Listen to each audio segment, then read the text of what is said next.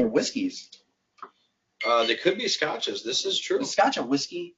Scotch would be a whiskey. So what defines it as a whiskey? A whiskey is anything that's a corn-based distillate. You just sound like you read that from an encyclopedia. I watched the bourbon documentary. Hey, you got to send that to me, would you? So we are all good on the YouTubes. He's already live. Always screwing with me.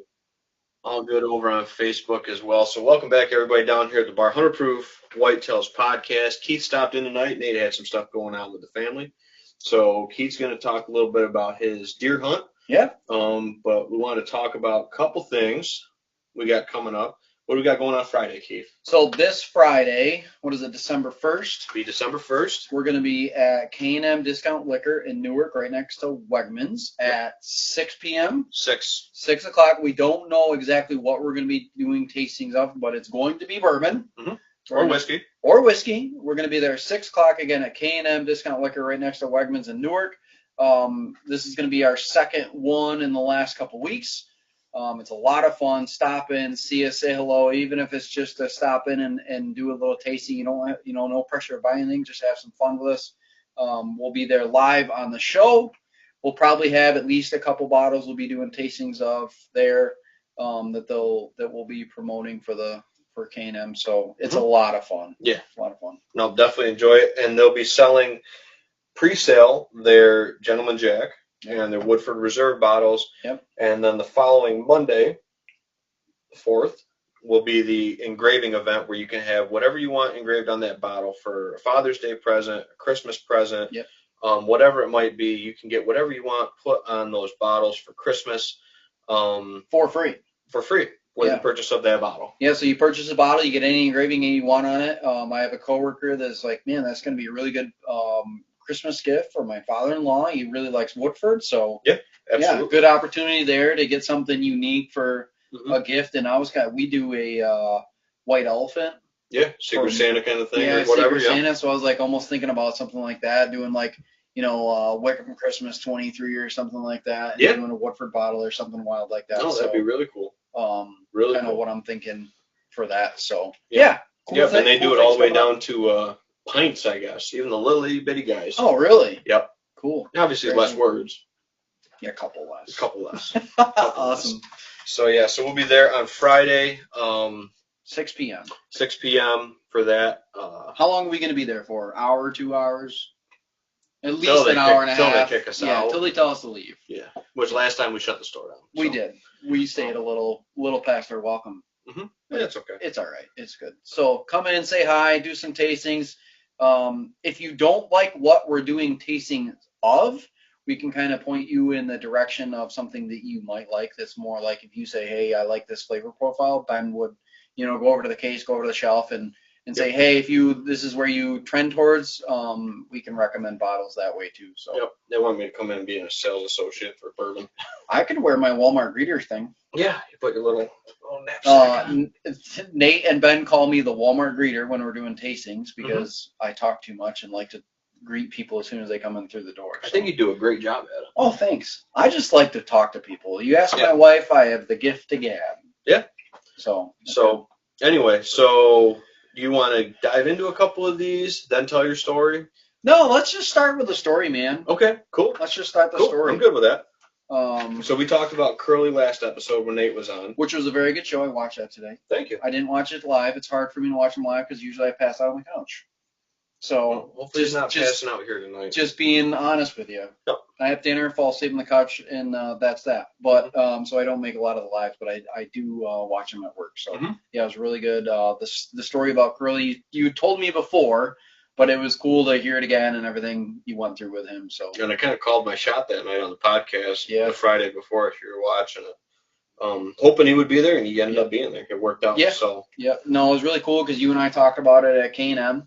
And kind of you got a game plan right then and there after looking at your trail cam pictures. Yep. And you said to me that 1 year rule and everything you said, falling together. I'm going to be at this stand for him, and it came together, and it's really, and what that shows to me is it's a lot of work on your part. It's a lot of dedication. It's a lot of preparation. But it's just being consistent in what you have going on, which like a lot of people, I think, like me, new to it, don't do. Mhm. But it does show the value in that, Yep. what you've been doing the last few years and your 1 year rule and all the data that you collect. So it was really cool to see Ben, you know, really hammer that tag with him and it work out. So it was awesome to see, man. So Yep. want me to grab him? Yeah, absolutely, dude. Bring him on the show. We got a guest in studio, other than Keith. So I did not name this buck. That's fine. Don't need to name him. So I did name him today. Okay. So this is my target buck for this year. I did not have him named. I'm gonna call him LB. LB. Yeah. So I took this buck. LeBron. No. So our family farm is called Little Bear Acres. I'm gonna give a shout out to my sister. Our family horse farm on Old Mill Road is Little Bear Acres. So I'm gonna call him LB. Okay. Cool. This is the first buck I ever rattled in during bow. I was ecstatic. I told you guys about that. So Ben gave me some of the black antler rattling antlers. Really didn't know what I was doing, and I just gave it a shot. Right. So that afternoon, I think it was afternoon, I rattled this guy in. I got him within 30 yards. Didn't get a shot opportunity on him. It was a really cool experience. He came from about 400 yards out. So I was about 250 yards deep into the swamp on the northern part of my mom's farm. And when I'm hunting, my mom loves it, and she watches the field in the afternoon. Gotcha. She likes to see the deer. So she was actually watching the field, and she texts me, and she goes, "Huge buck coming your way fast." Okay. So this guy, he came in from the south side of the farm. So there's a cornfield, a hedgerow, 12-acre hayfield, and then goes into the mature woods and the swamp. And I was on the north side of the swamp. So I rattled. About 3 minutes later, I get that text. He comes into about 70 yards, and then I rattle him in closer. He kind of circles around 45 yards-ish. I sent you guys a video on our group chat. He doesn't get an opportunity. He ends up winning me. But he doesn't spook off. He kind of just walks away. And I'm like, man, that was the coolest thing. And then after that, a 2-year-old 8-point came within 21 yards, and I let him slide. Just wasn't what I was looking for. So, and then this guy, I didn't see him for 2 weeks. I didn't have him on camera. I didn't see him. And then opening morning of gun, Ben and I were at K&M on Friday. He goes, "What's your plan?" And I go, "Man, it's going to be a northwest wind. I don't have a setup for a northwest wind." He goes, "You got to figure this out." So thinking about it over the night, thinking about it in the morning, and ended up setting up on the south side of my mom's parcel, just south of the thicket where they bed down. I text Ben. I just spooked does coming in. They weren't downwinding me. I think they just heard me crunching. I set up with my rifle on a tripod, actually. Tucked back in against the hedgerow thicket in a really good spot, facing north where the thicket. And for about 25 minutes, I heard movement in the thicket. And I knew it wasn't a doe. It was just really loud. And about every 10 minutes, I would hear something. So I'm texting Ben like, "Hey, I blew this hunt. I spooked these does." Kind of down on myself. And Ben goes, "Stick with it. Be patient." So I kept hearing this noise. So I hear this noise. I take my rifle on the tripod. I orient where I see the noise. Ben shoots Curly. So I'm texting Ben. He's texting me, and I'm down here texting. I close my phone, put it in my bino harness. I look up, and this guy's staring me square in the eyes.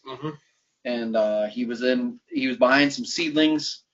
So I zoomed the scope in to find a hole and took the shot, and he didn't go an inch.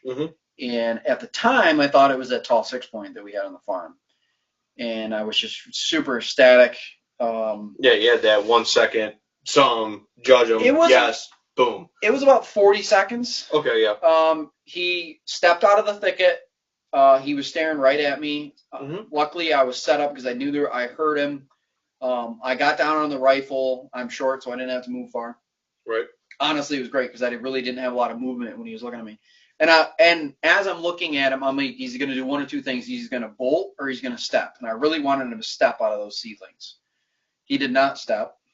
So I'm like, he's going to bolt. So I made the decision. I zoomed the scope in to get through the hole in the seedlings, took the shot, and he dropped hard. And I was just ecstatic. Mhm. And then I racked another round just in case, you never know. Sat there for about a minute. He expired. I walked up, and then I realized it was this guy. Yeah.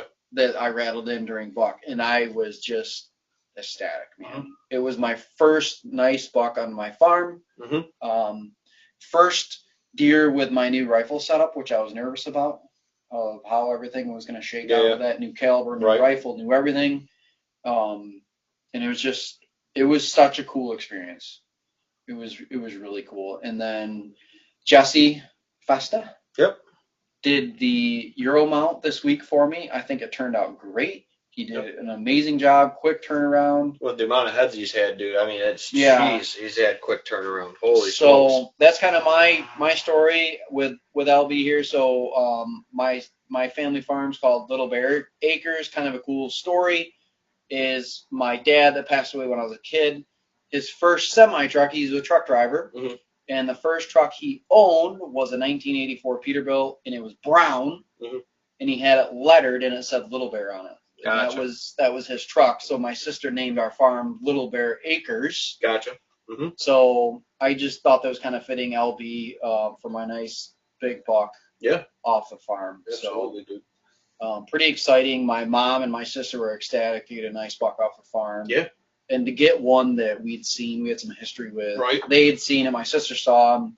My mom saw him. And my mom's like, man, you should really come get this buck. And so, the first person I texted was her, hey, I got my buck. Yeah. So that was, for me, that was really cool. Got to. That was really, really cool. So that's that. Short, sweet, and to the point. Yeah, and you were done fairly early too, right? It was 7:30. Mhm. Yeah, right around 7:30. About an hour in legal. Yep. Yeah, so like I said, I waited till first light to walk in so I could glass up the field, the edge of the field to get in there, and try not to spook anything. I get in there and I see doe.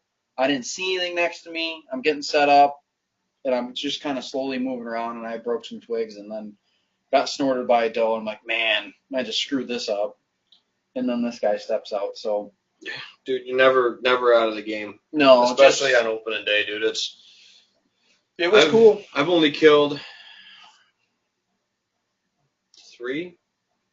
I guess I've killed 4 bucks on opening week. I mean, opening weekend has been good to me historically. Yeah. So if you sit tight with it, and it's not necessarily opening morning. I mean, I've killed 2 opening morning.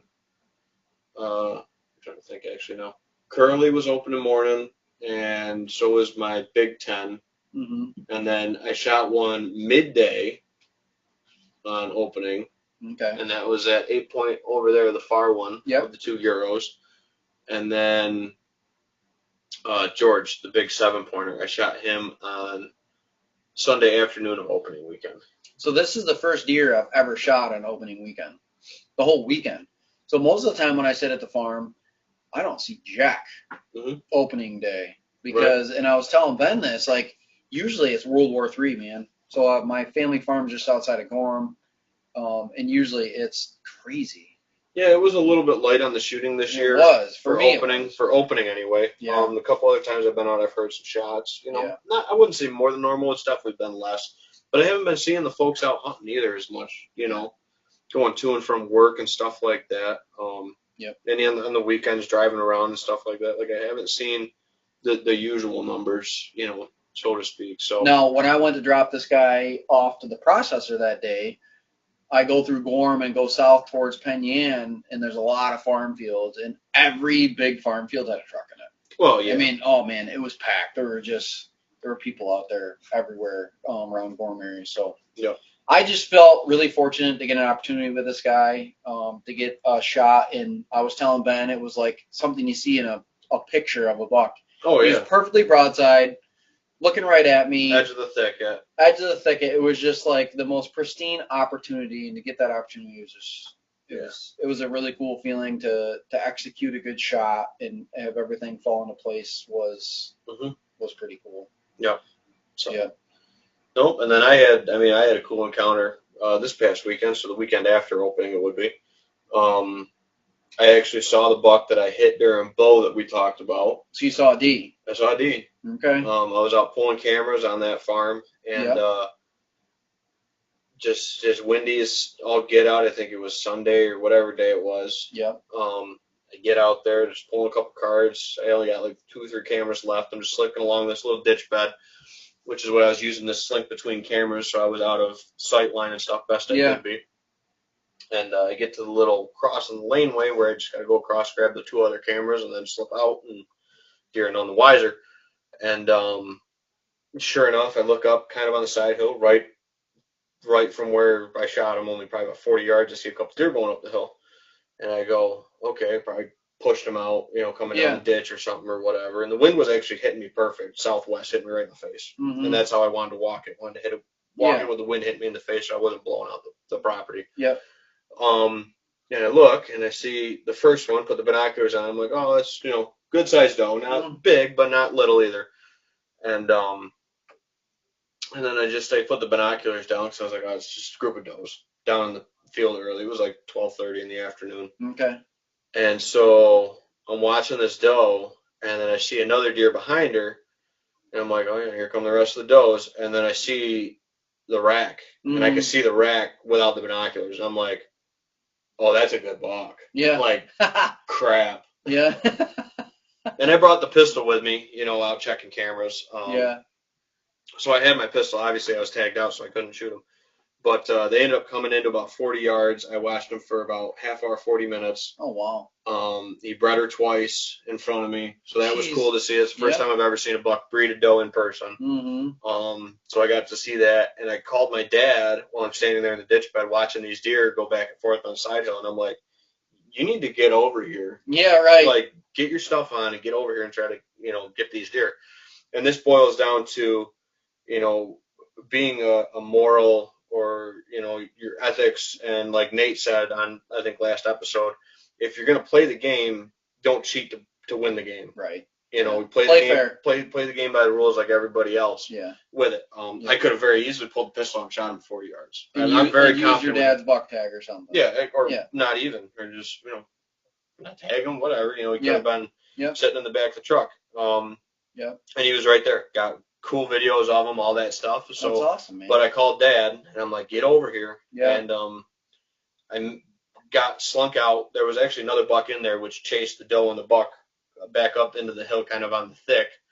And I was like, perfect. So I said, this is my perfect time. I slipped out, met Dad out at the road, and told him kind of what I'd seen, where they went, and got kind of a half game plan.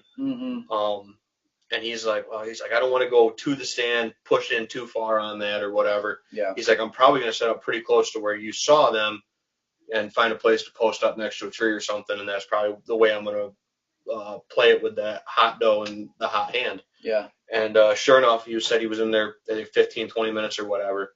And he came pushing that doe out of the bedding. And then goes back to the morals and the ethics with it. A deer was skylined up on top of the ridge, had him in the lane, had him in the crosshairs. Yep.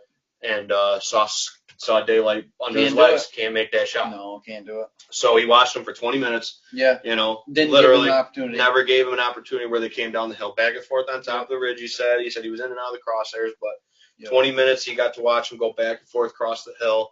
Yep. Had a couple other small bucks come through with a hot doe in there. Yeah. Let him go. Nice 3-year-old that I passed. He passed, but he's all broke off now. Dad said he's only got one tine over here, and these are all gone. That's all gone. He's had a rough winter or a rough fall. Yeah, he's trying to fight for his girls, but obviously he's been getting his ass kicked by D. But it was really cool to see him. He looks great. That's good. It's just good news that he made it. Yeah, so far. So far. Doesn't have any sign of infection. There's no. Right. That's what I meant. Yeah, no discoloration, and you can see he definitely had been tending it. The hair was kind of matted and wet and flat. Yeah. By it.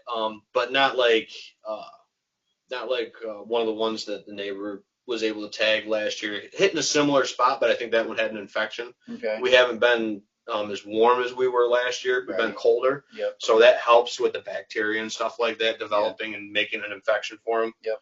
And that's a spot where it's back enough where he can get back and it looks like he can keep it clean. Right. Which is good. And the exit side, dude, you can't even see it. Couldn't even see it with the binoculars. And I knew it was there. Yeah, that's crazy. You could see the entrance side, and even with some of the trail cam pictures I had of him, you could definitely see it on the entrance side. The exit side, if you saw him, you wouldn't even if you knew what you were looking for and knew it was You there. wouldn't see it. That's crazy. But he looked really good. I actually didn't know this about him. He's got a nice, it's not quite split, but like a kind of a bladed brow tine. Okay. He's got a little kicker off of his G2 that I never saw Yeah. in my encounters with him this year. Yep. Just didn't notice. Just didn't notice it. Yeah. And like I said, I got to watch him for half hour, 40 minutes with that So- doe, so I got a real good look at So him. muzzleloader. If he's still over there, it'd be cool. He could obviously move off. Yeah, sure. We do have some 1-year history dates coming up with him, so we're going to try to get Dad in there on those before the end of regular season. Is this next Monday's last day? No, we have No, the 2 weeks. 2 weeks. The 11th. Yeah, the 11th. The 11th is the end of it. Yep. Which next week I'm hoping, or this weekend probably, Mm-hmm. Get over to the club, shoot my rifle, my rifle, my muzzle loader. Yep. Make sure that's all good, which I don't foresee any problems with it. Right. And I usually shoot mine at like a $125 Mm-hmm. is usually where I zero it at, and I think Nice. that puts me at like 3 inches high at 100, or 2 inches high at 100, something like that, and then like only 2 inches low at 150, Oh, and perfect. then Yeah. So you're good. and then 200. I've never checked it, but supposedly with ballistics that puts me like a foot low at 200. Okay. Is So- that 45 or 50 cal? 50. 50. 50 you with gotta only have- 100. you got- I only run 100 grains with it too. Oh, Powder. so that's light. Yeah. Well, it's 100 grains of powder? Yeah. What's your bullet weight? 250. So that's heavy. That's about standard muzzle Okay. loader for. I don't know anything about muzzle loaders. Yeah, compared to like a rifle round or something Yeah. like that. But Yeah. but there's guys I know. Nate shoots 150 grains of powder. Okay. So he shoots a hot load. But I don't see the need for it. I mean, Mhm. there's spots where I could shoot over 200, but the furthest I've ever shot a deer is 120. Okay. I've never shot a deer over 120. Gotcha. 120 yards. Right. Gotcha. Oh, I take that back. That doe I folded with the rifle that you shot your doe with last year. I folded one 2 years ago with that at like 160. Okay. But that's it. Abnormal. Yeah, that was Yeah. laying prone like a sniper, dude, on the field edge and just letting her eat. yeah, I looked on Yeah. I looked with my off eye, clicked it with the rangefinder, dropped the rangefinder off to the side, got down on the rifle, and Yeah. kapow, made it happen. Right. So But, yeah. my goal, like, it's just me, because I love shooting long ranges. I want to shoot 300 plus. Shoot a deer at 300? Yep. Or? That's what I want to do. I don't know if I don't have any place really I can shoot 300 We do at my mom's. comfortably. We you do know. at my mom's. Safely. Yeah, Safely. that's the big thing. Comfortably You know. and safely. I don't know if there's a place I can shoot 300 just because we have enough of those rolling kind of Yeah. Drumlin hills up around our Yeah. pieces. So Yeah. Um, Across the field at my mom's is 295. yeah, but I mean most Yeah. of them, like I've only killed maybe 3 or 4 Yeah. over 100 yards. Right. Um, Yep. And like I got this guy at 66 yards. I have my rifle sighted him for 200. Yep. So it was a surprise, but and I It had was the same thing. I shot Curly at like probably 42. I shot him Yeah. only about 5 feet or 5 yards from where I shot Yeah, St. you were in bow range. Just about. Yeah. Just close to bow about. range, Yeah. I probably wouldn't have took a 40-yarder with the bow, but Yeah. pretty close. But I shot him right on the same knob that I shot St. Patrick off of Nice. last year. Very So, cool. on a 1 year, which is, Yeah. you know, Awesome. we talk about it a lot. I'm gonna but throw him back on the couch. Nate here. says, nice buck, Keith. Yeah, give Thanks, everybody one more good look at him, Keith, with a little turn and a little head angle and all that good See, stuff. I'm new to this, so Hey, man, it's all good. No, great buck, dude. he's a nice little guy. No, and like I said, dude, Dahmer's Taxidermy, Dommers, Dahmer's. Good old Jesse Festa with Dahmer's Taxidermy. He did a great job. Yeah. Quick turnaround. I was just on the phone with one of my friends that I grew up with. He's a big hunter, got a nice buck this year, and I told him how long it took to get it back. He's like, "What?" Yeah. He's like, "Are you serious?"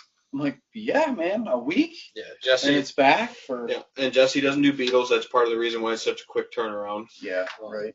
But yeah, Cool. so Thanks, Yeah. Nate. I appreciate it. yeah, so no, we got like I said, the K&M thing, and we decided to do a little blind tasting because we've been really into our 16 bottle battles and that kind of stuff. If Yeah. anybody's been following along on the channel, we've been really grooving on that. And what we've Been been fun. doing has been doing blind pours for a warm up And I have these blind barrel samples. They're really cool. The tasting table. Yeah, the Blind tasting Barrels. table from Blind Barrels. It's a little subscription box. You get different samples of whiskeys. There's some scotches, sometimes bourbons, different finishes and stuff like that. Yep. So this really kind of tests you, pushes you out of your comfort zone. Me way out of my comfort with some zone. of your tasting. So, and I got a little bit of comment feedback the other day that, hey, you guys really don't talk much about whiskey and stuff anymore. It's like, okay, we can incorporate some of that in the off week and talk about deer on the in between. Yeah, so I'm okay with that. Yeah, I hear you. I hear you. So we have our little glass rings. Yep. And that's what we'll call them tonight.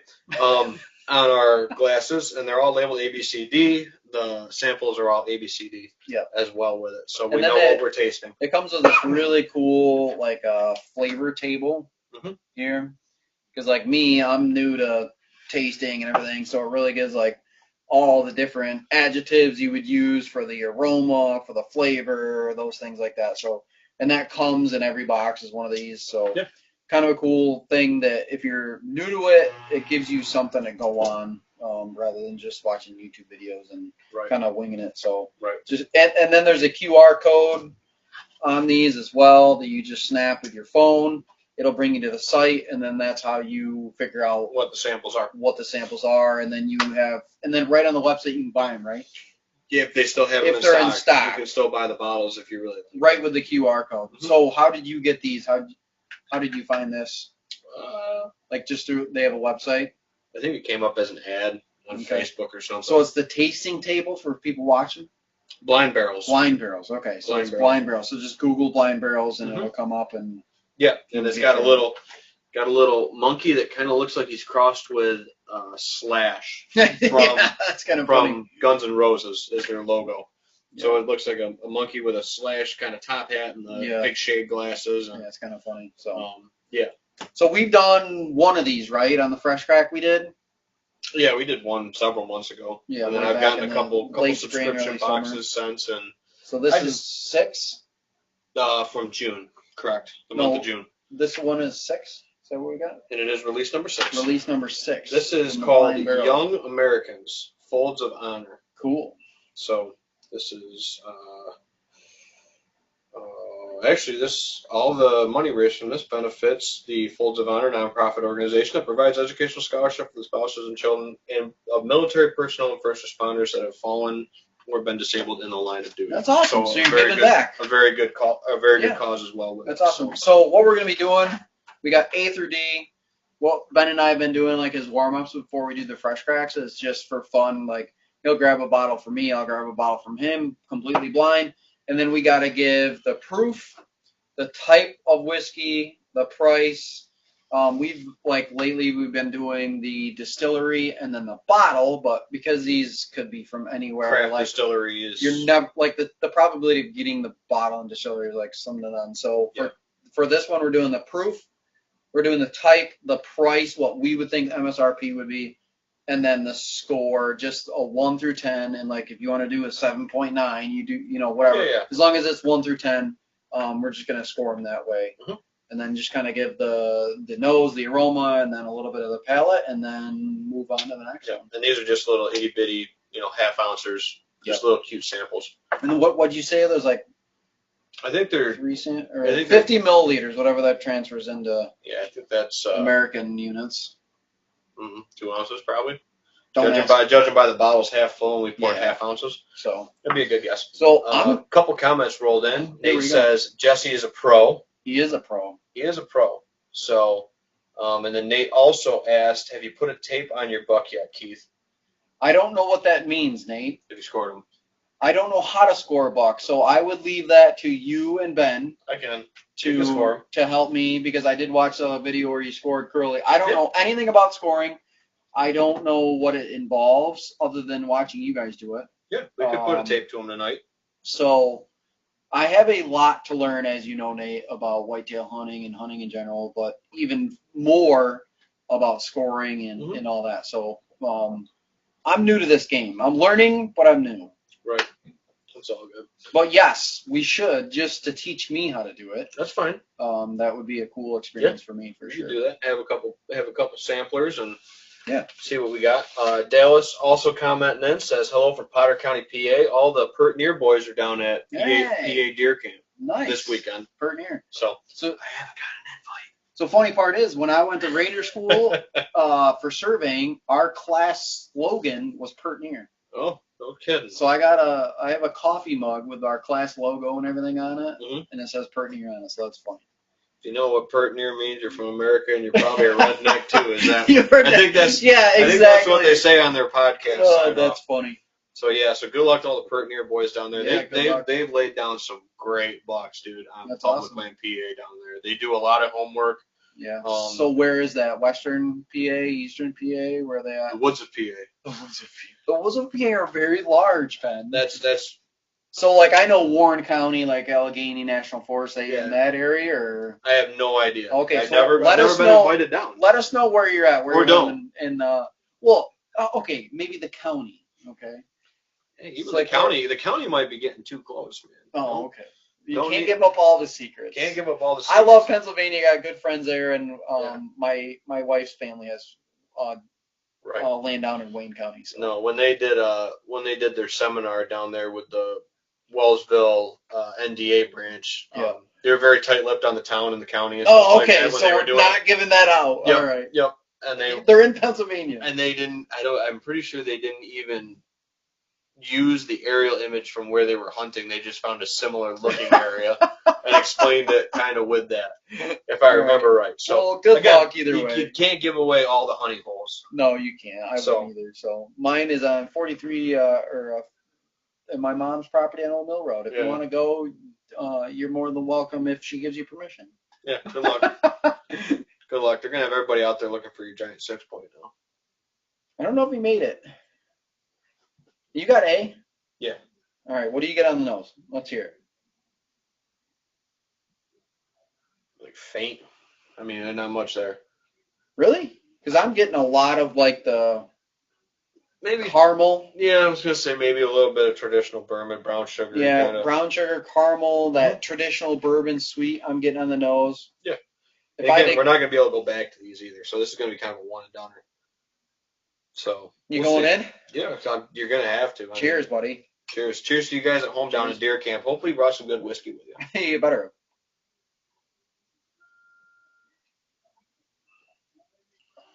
Ooh, Tasty. Mm, okay. Okay, that is good. it's interesting. It's different.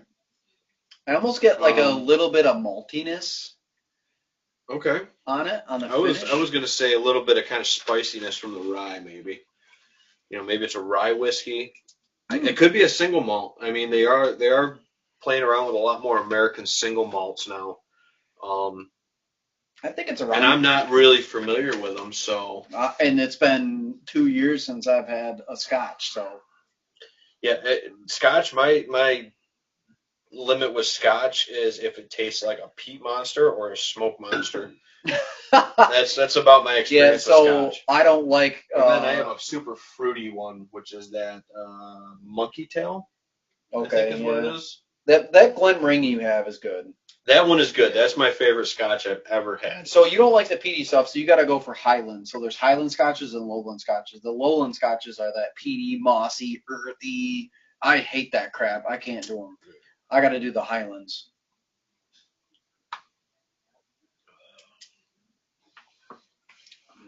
The nose on that makes me want to say that's a bourbon. But The then, finish makes me want to say rye.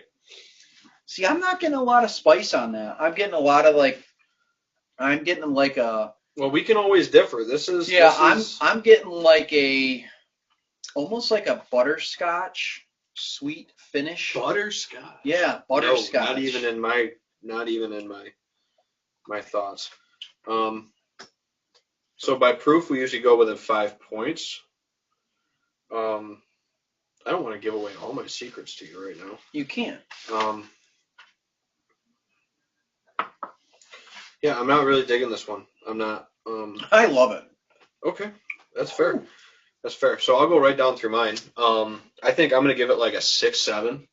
For your score. Yeah, I'm gonna Okay. give it a 6.7. I don't think it's quite A 7 for me. 6.7 or between a 6 and a 7? No, 6.7. Oh, So on the okay. high side of 6. Okay. That's fair enough. I'd say it's probably $40 bottle. Okay. Rye whiskey. I think the only reason I think it might be a rye, it also might be coming off a little youthy. It could be a little young Okay. for a bourbon too. It's either a young bourbon or a rye whiskey, I'm thinking. And then proof, I say it's 105-ish. Okay. So I'm not as good as this has been. For proof, 100-ish. Yeah, 100, 105 max. 105, I would say.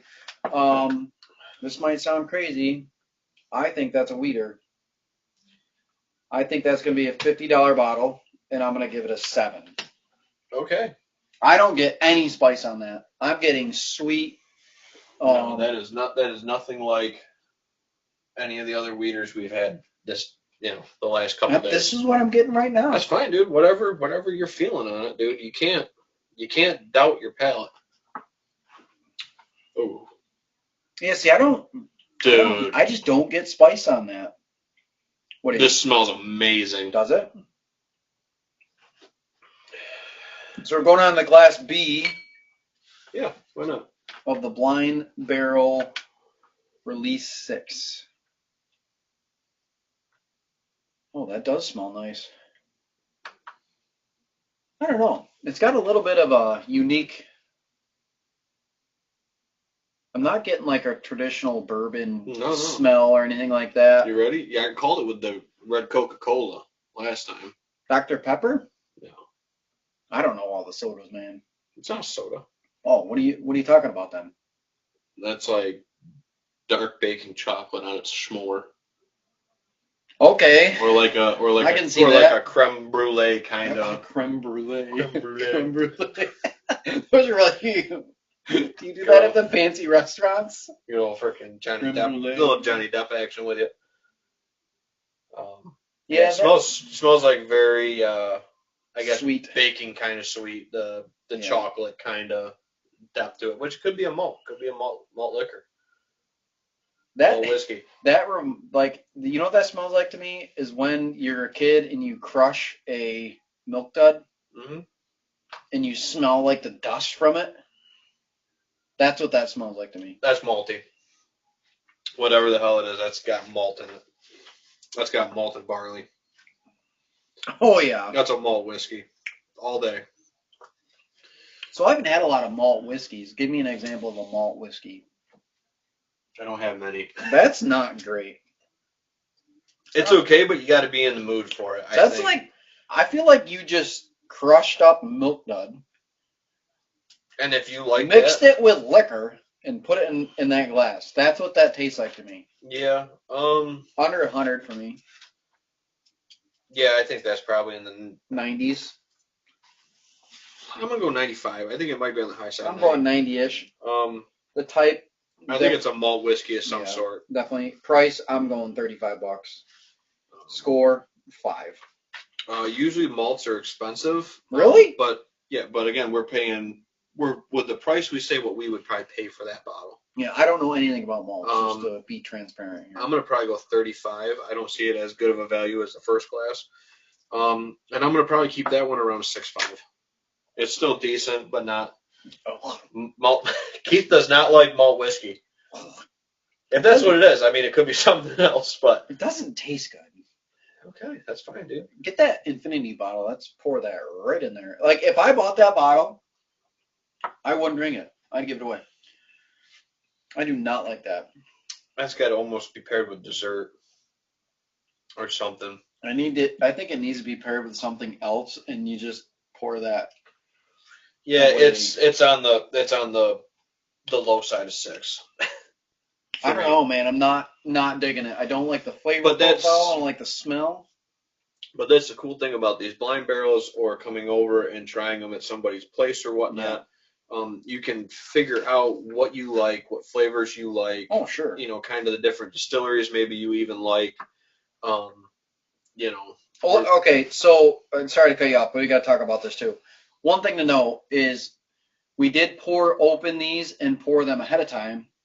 Yeah, so they've been sitting in the glass now 39 minutes. Yeah, so there is a little bit of weight to that because we have opened some bottles that weren't that great when we first poured it, and then 15, 20 minutes later, they taste amazing. Or a week later, 10 days later. Yeah, so if you're doing something like this, don't be bashful of opening it and letting it sit in the glass before you Pass.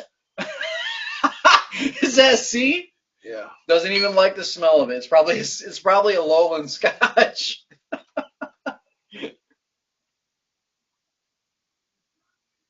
Oh man, Not in it. I don't know what it is, but it's not. I gotta really put my nose in this.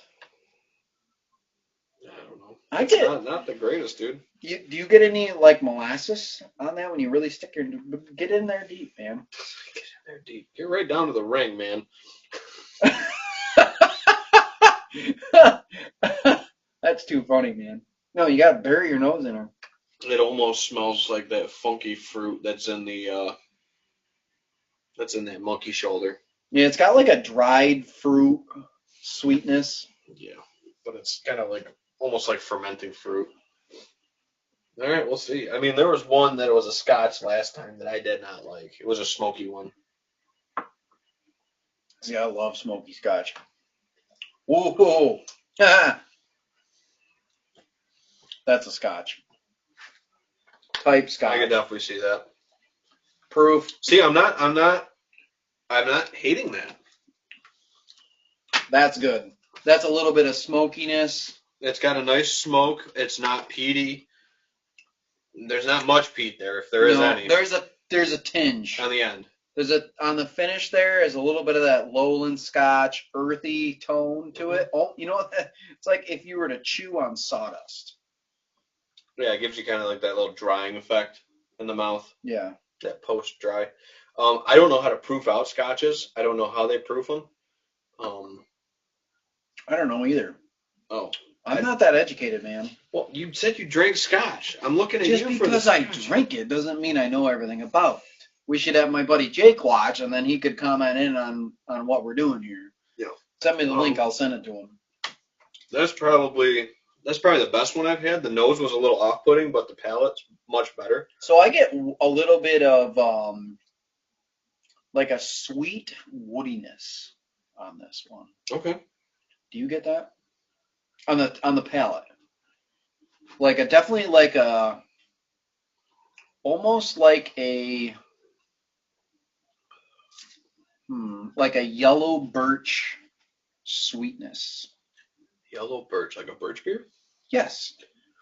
I can see that. I can see the birch beer. Yeah. Not necessarily the birch wood, but the birch beer kind of flavor. Yeah, yellow birch. Yeah.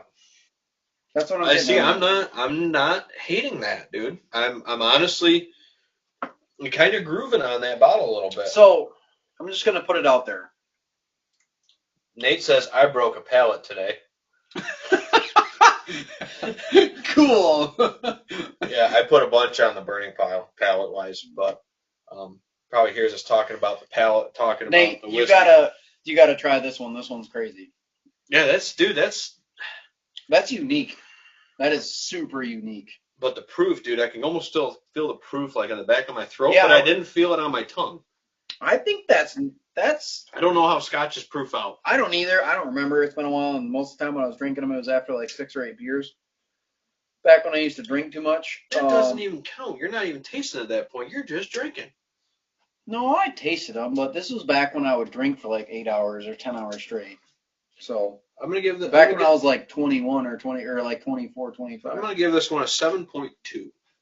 I'm gonna give it a 7.6. He says I like that. I do. I think that's probably going to be an $80 bottle. I said, I'm gonna say 50. So I know it's probably gonna be more, but I would probably be okay with paying 50 for that bottle and not be upset. So is my take. But I know Scotch is way different than whiskey. I've never paid under or bourbon. Sorry, we'll clarify that. Scotch is whiskey and bourbon is whiskey. They're different. But Scotch is not bourbon and bourbon is not Scotch. So that's one thing. That's a good point. So through this experience in the last year doing the bourbon, fresh cracks is Scotch is very different in every way imaginable. Mm-hmm. The biggest difference is price. Like we got a In age and yep. Craig 18. Yep. Okay. If that was an 18-year-old Scotch, I've had an 18-year-old Scotch. It was $28 a pour. One finger. Yeah, single ounce pour. Pour was over $25. So that just puts that in perspective. If you had an 18-year-old bourbon, it would not be over $20 a pour. So and I have that Glenmorangie down there, which is a very nice bottle. I think that's a 15. I think so, either 13 or 15. It's a very good bottle. And I looked that up. That's like a $70, $80 bottle, something like that, which Glenmorangie is really reasonable. But like my favorite Scotch is the Belvini 14-year Caribbean cask. And before COVID, it was like $90. Post COVID, it's like over 100. It's a really good bottle. I think they got it at K&M too. They do have it at K&M. Well, they did last time I was there, but is it worth $105 for me? Yeah, because I really like it. This is interesting. But Scotch is a different world, man. It just is. I don't have a lot of experience with it as far as different ones. Like I have like 5 or 6 that I really like, but I've had a lot more bourbon. The one thing I will say with all 3 of these, the only one that's really stuck around is that Scotch. The other 2, or the one we think is a Scotch anyway. Again, we're just out here. We're guessing. Yeah, we're guessing. We're guessing, and then we'll check it. These 2 did not, A and B did not hang around. This Scotch has actually hung around pretty good on the palate. It lingers. And it's not in a bad way. Mm-mm. It's a good pour. I would pour that for somebody or pour that for myself. I really like that birchiness. It's a unique flavor. If you like birch beer and that kind of sweetness of that off different kind of wood, that's not a bad one.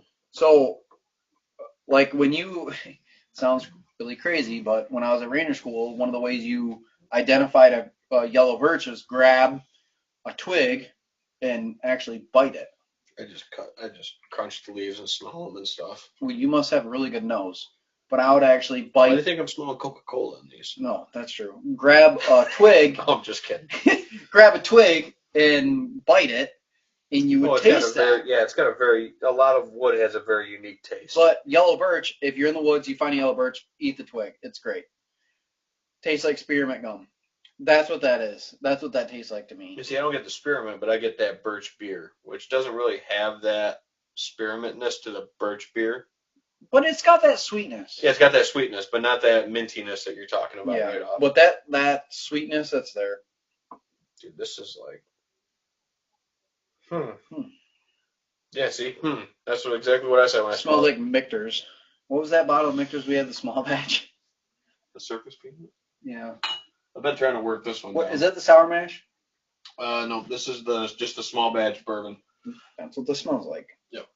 Not the 10. If anybody has a Michter's 10 or knows of a Michter's 10, just let us know. Specifically the 23 batch of barrel 1920. It's from 1920? No, that's the barrel number. Oh. The barrel number 1920 from the 2023 batch, which I saw a guy today post a video about it from Buffalo. So obviously there's a few banging around New York. We'll see if I can get my hands on one. We got to find one. Probably not. I don't think it's going to happen. What do you think that smells like? I think it smells like fake sugar. Like confectionery sugar.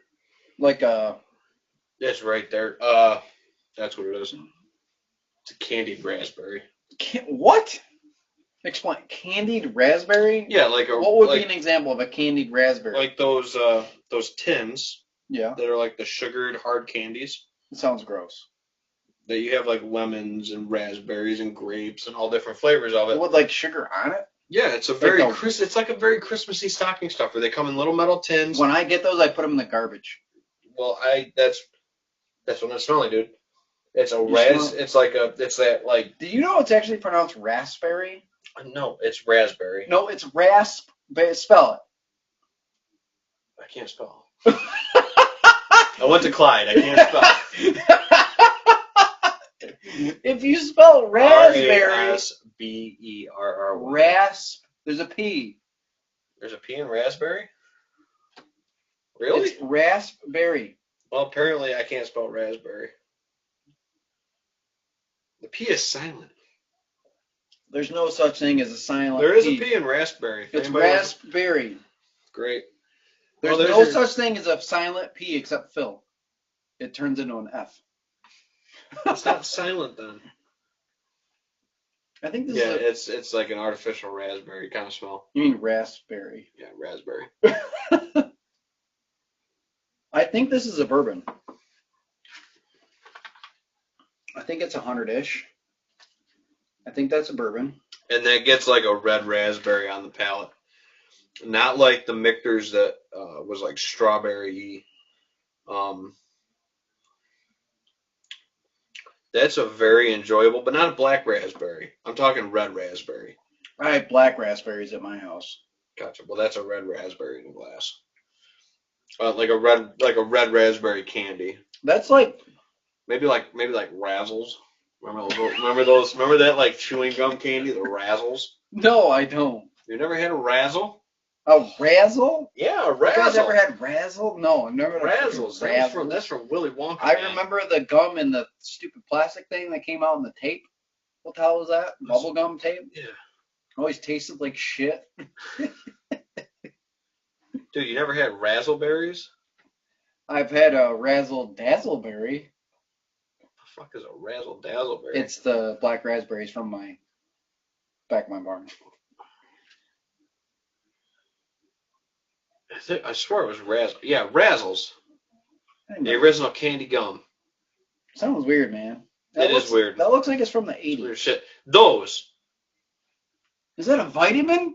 No, that's the. He showed me some weird stuff on Google. That's the red and black raspberries, dude. So it is black raspberries, you're saying? No, it's the red ones I'm tasting specifically in this. This is right up my alley. This is more of, like you said, traditional bourbon or an American whiskey. It's a blend of that such.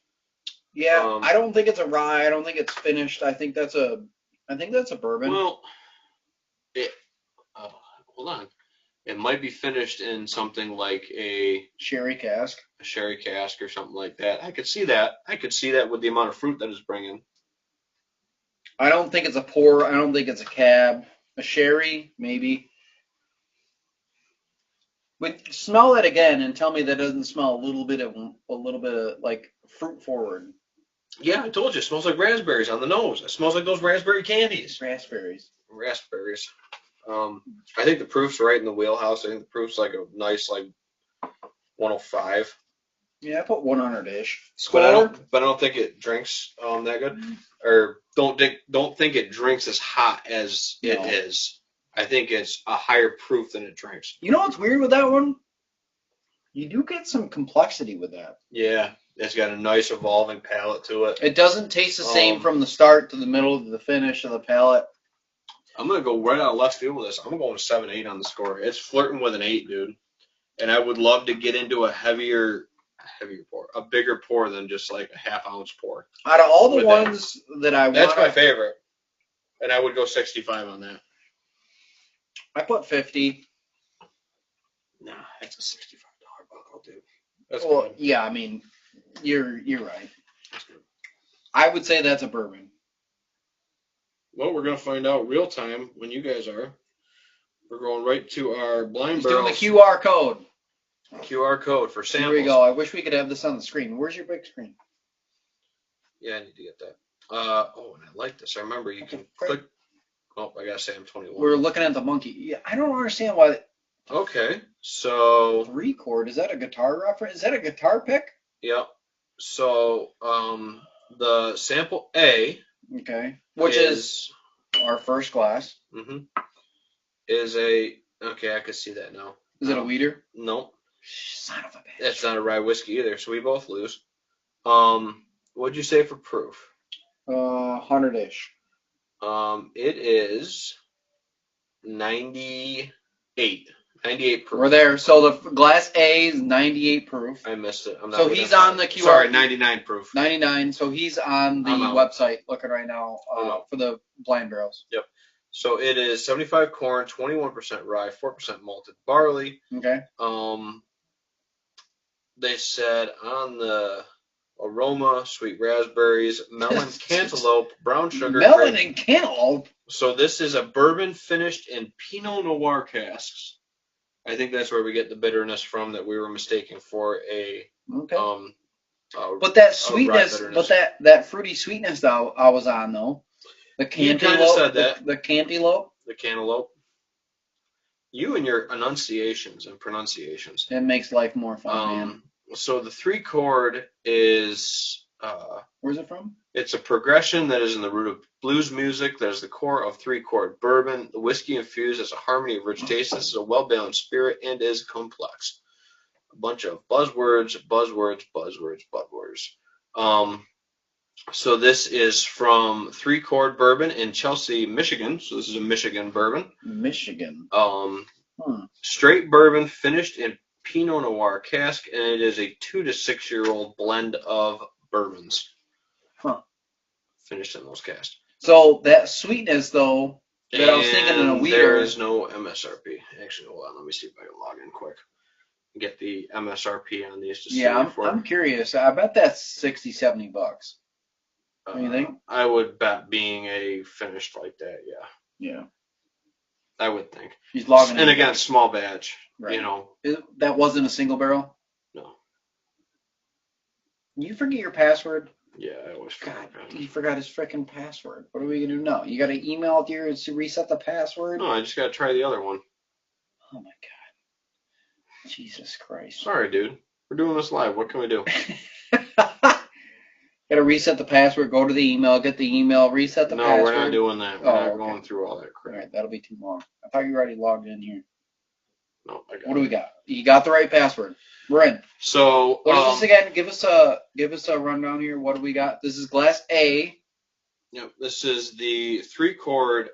They call it the Strange collaboration. Strange? Pinot Noir finished bourbon.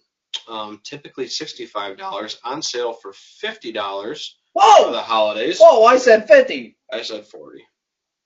I don't think it's quite to the $50. 1 point to me. I will not be buying that one. No. Pass. Heavy pass. A 6.7. So not our lowest, but not our highest either for the night. All right, B. What's B? B. How do you go to B? I just gotta go back. I don't understand how this works. There it is, right there. I told you. So, So this is Rocktown. Rocktown? Is it from Vegas? No way.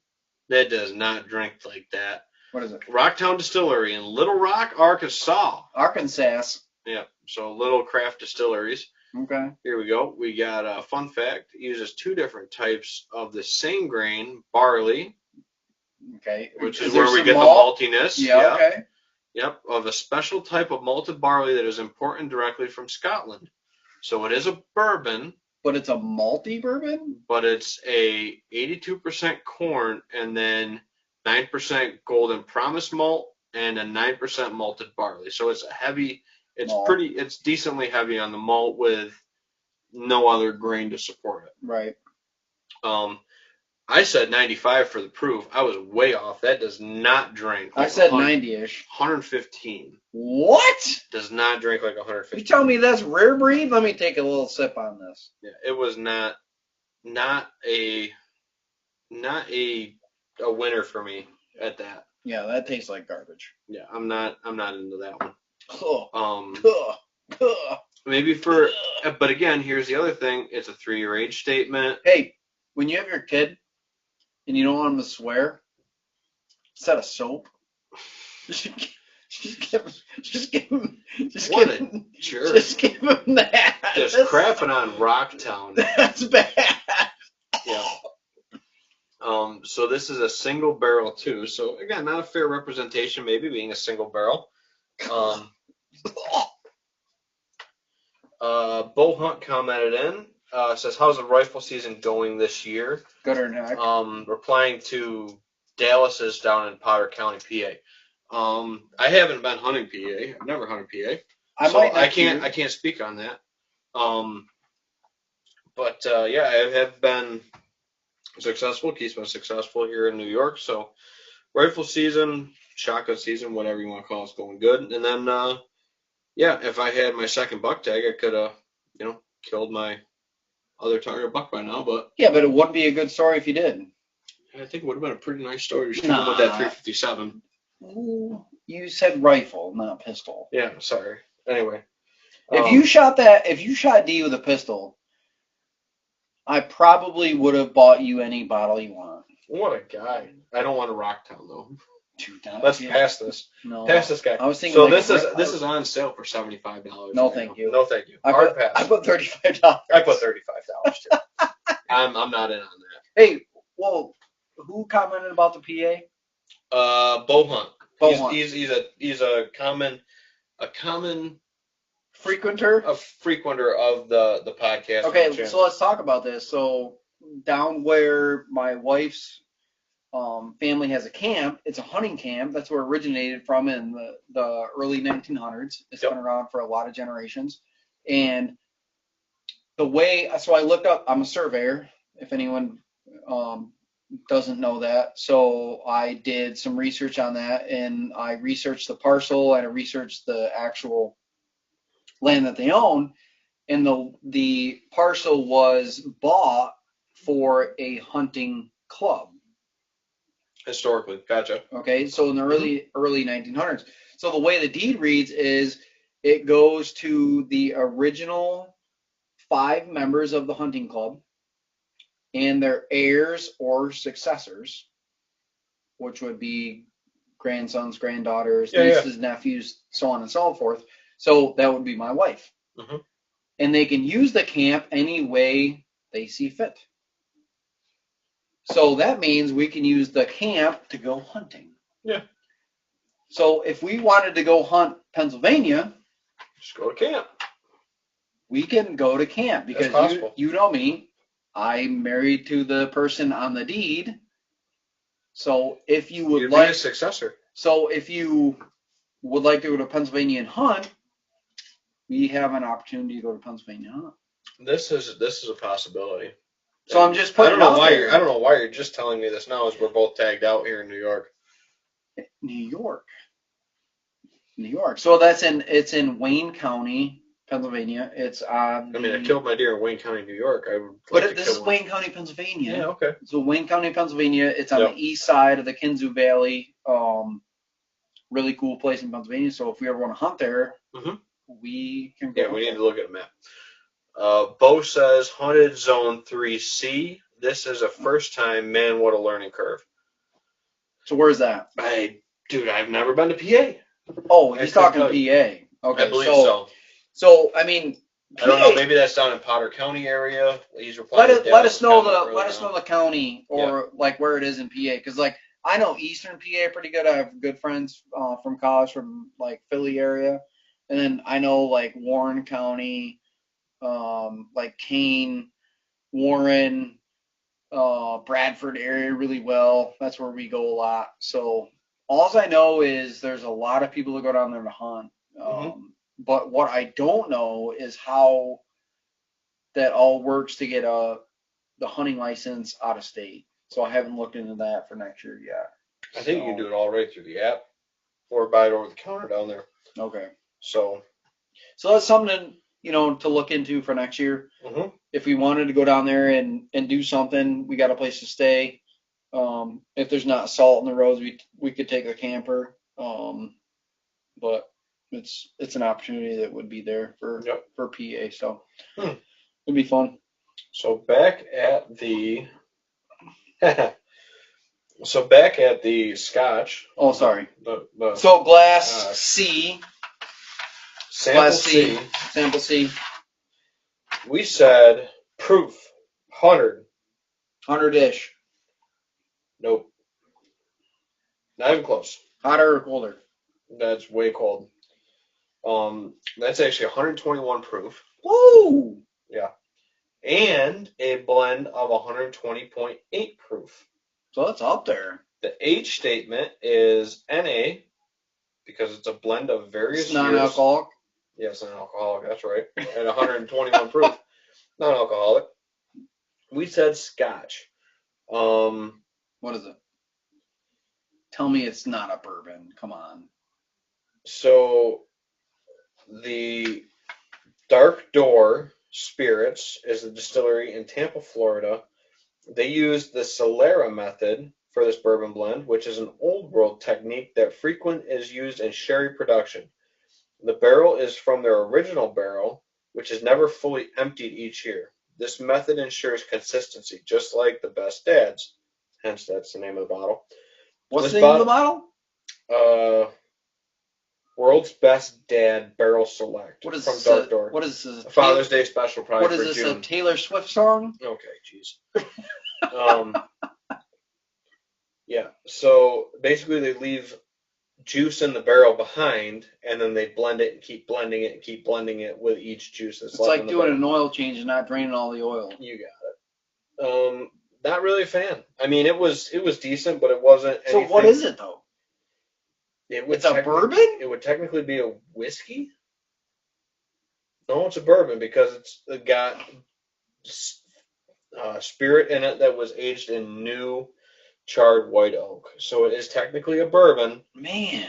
But you have all different whiskeys or bourbons, sorry, in that blend that are all coming out of the leftovers from that barrel. So it's a barrel that wasn't fully emptied, mm-hmm. and then mixed. more put into it. Mm-hmm. So it's like a small batch on a small batch on a small batch. Blended together. That sounds weird. It's different. I mean, if you're getting that flavor you want from a sherry cask, maybe. I don't know how it came off scotchy. It did, though. Yep. The finish long. Definitely got that. Yeah. Coats the mouth well. And the finish, they said candied pineapple. I did not get that. No. They said tasting rich molasses, nutty, black pepper, juicy fruit. I'm assuming gum. Orange candy, tobacco, vanilla ice cream, and syrup cherries. No, it just tasted like a nice blended kind of scotch to me. It wasn't the raspberry one, which I'm curious for this last one then. Yeah, what's the last one? The last one is Good Times Cigar Finish Bourbon, single barrel bourbon. We did say it was a bourbon. Mm-hmm. Yes, we got What's one. the proof? Proof is 108. We're there. Well, 105. close. I'm 105. Aged in rye cask. Okay. Secondary age, so it was double barreled. So it's a cigar blend bourbon of single barrel bourbon whiskey finished in cognac, Armagnac, and Acelero sherry barrels, non-chill filtered. Yeah, I think this was the best one of the batch. Yeah, for sure. I did Glass not. D. Yeah, they said honeyed fig and raw pecans. Raw pecans. For the aroma, and then tasting notes: nutmeg, sherry, honey, good tannin, salted caramel corn. What the hell does salted caramel smell like? The taste. Oh, taste. Yeah. I think it was good. The price, we didn't look that up for the World's Best Dad one. No, we didn't. Yeah, I am not buying this one either. We said $65. This one can be bought on sale right now for $110. No, thank you. Pass. Hard pass. There's much better bottles out there for $110 if you're going to spend that much money. Yeah. And then the World's Best Dad one that we said was $50. That's on sale for $80. Ooh. Again, none of these ones are on our buy list. No, definitely. Definitely a cool little sampler. It's fun to do. Good cause. It goes to the Folded Flag. I believe this is the name of the. I want to get it right. Folds of Honor. Sorry. It's Folds of You Honor. were close. You got half of it.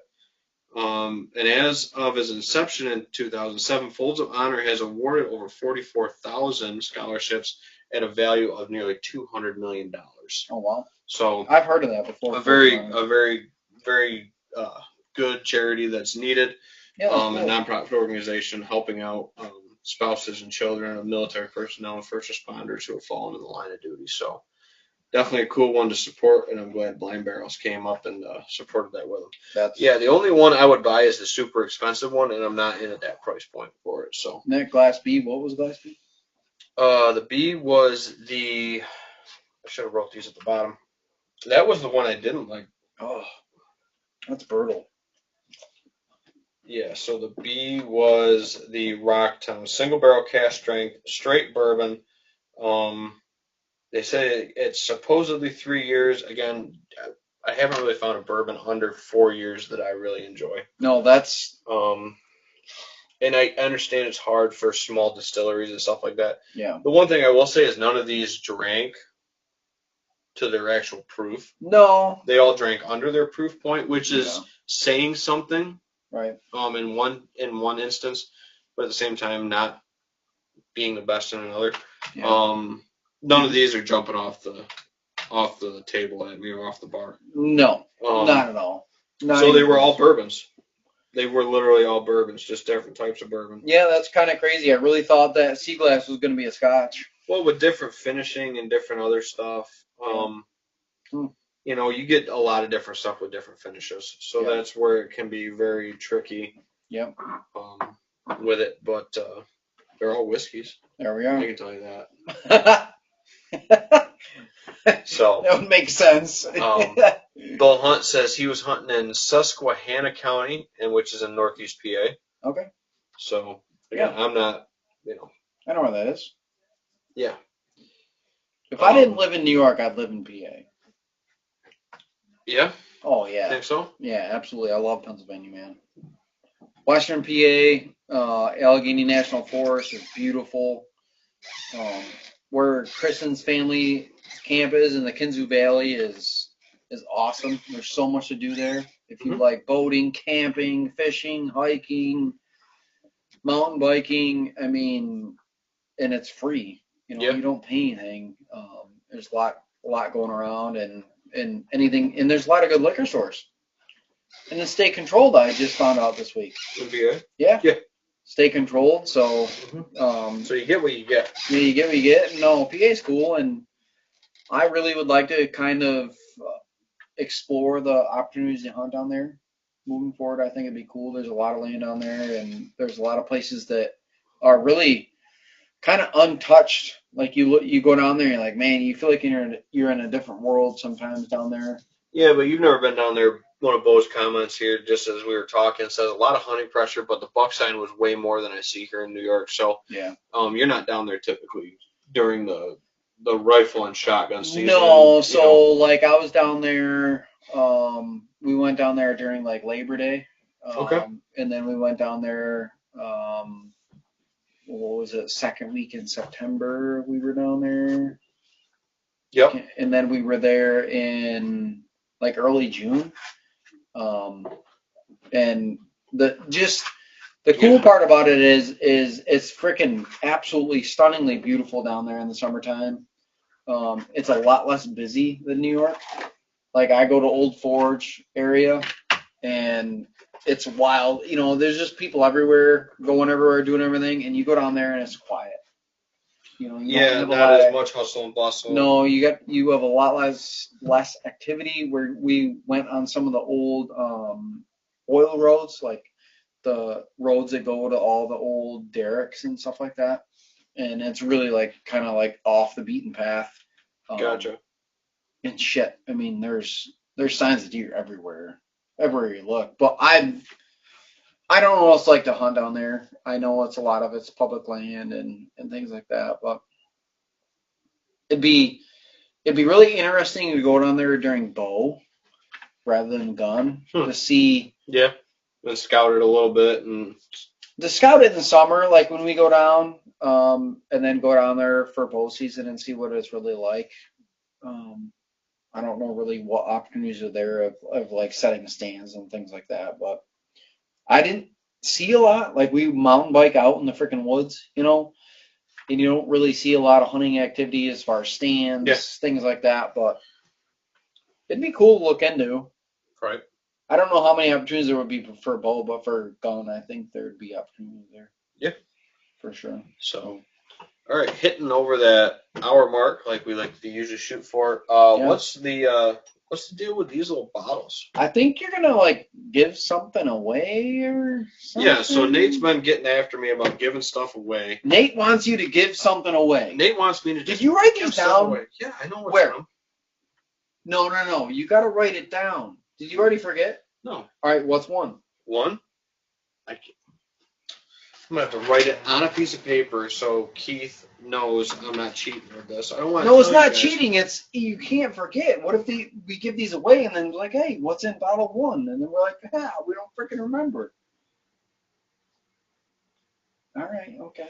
You got really nice handwriting for a dude. Well, thank you. I guess you got to put 1. Yeah, there you go. Colon. Yeah, colon. Jesus. And then 2. You already forgot? You poured 2. I did. It's the that one. Yep. See, I got you. You already forgot. Told you. I pointed right at it. So, can you explain to these people what an advent calendar is? So this is not an advent calendar. So we are What the hell are we doing then? You're getting an advent calendar for Christmas. Really, I'm getting an advent calendar. Yeah. So these are our giveaways. We're gonna do 1, 2, 3. I don't know how many of these. Enough. Enough. I got a whole bunch of these little handshake bottles or whatever you want to call them, and I will drop them right on your doorstep. So these are for the 12 days of Christmas. They're going to be numbered 1 through 12. So starting Christmas Day through January 5th, which is the 12 days of Christmas, starts on Christmas Day and then goes into January, you will have a sample of whiskey for that day. And that is our 12 days of Christmas that we're going to give away to some viewers. So if you're interested in that, shoot us a message, drop a comment. Let us know. Give us a like. Let us know what you like about the channel, what you don't like about the channel and the content, what you might want to see changed or what you want to see, going in a different direction going forward. If you like the whiskey content tonight, if you like the hunting content we talked about tonight more, let us know and keep us posted on it. We also have a whole bunch of new stickers. New stickers are badass. Yeah, we got nice new. I got them. You're dropping crap all over. You been drinking too much? No. So we got nice new stickers, all that stuff, and we're giving away our 12 Days of Christmas bottles to some lucky viewers. So cool. I know and I apologize, the audio keeps going in and out. Thanks, Bo, for letting me know that. I keep getting after my wife for having to hardwire our internet into this, and she keeps shooting me down. So let my wife know in the comments below about why this needs to get changed and whatnot. And that will help me. And all it is just a hardwired line. It's not like it's going to be thousands of dollars or something crazy like that. So, yeah. I don't know.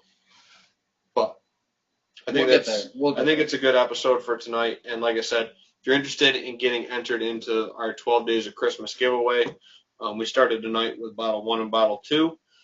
Plenty of time to get entered in the next few episodes before Christmas. We'll talk about it a couple more times. Nice. And get some folks out there on this. Don't forget, this Friday, K&M Discount Liquor in Newark, 6 p.m. 100 Proof Whitetails will be there. Yep. And I like Bo's comment. Ben's wife, please let him do what he wants. Bo, you are awesome. Bo, you're going to get 12 Days of Christmas. Just for that comment alone. And like 18,000 stickers. Yeah. So I have a whole bunch of these handshake bottles coming, these nice 2-ounce samplers. They work great for sending samples back and forth for folks or dropping them on doorsteps. And get a chance to try out some of these pours and go from there with it. So thank you guys for tuning into this. Thanks, guys. And bearing with us for these technical difficulties. I know it's not good the last couple weeks, and I'm really struggling to want to keep doing it with the current setup we got. So got to get something changed. But thank you guys. Hope you're having a good and successful season. Keep grinding at it. Like we said, just keep with it, hang with it. Be patient. Be patient, and good things will come along with it. Yep. So thank you guys. We'll catch you all next time down here at the bar. See you.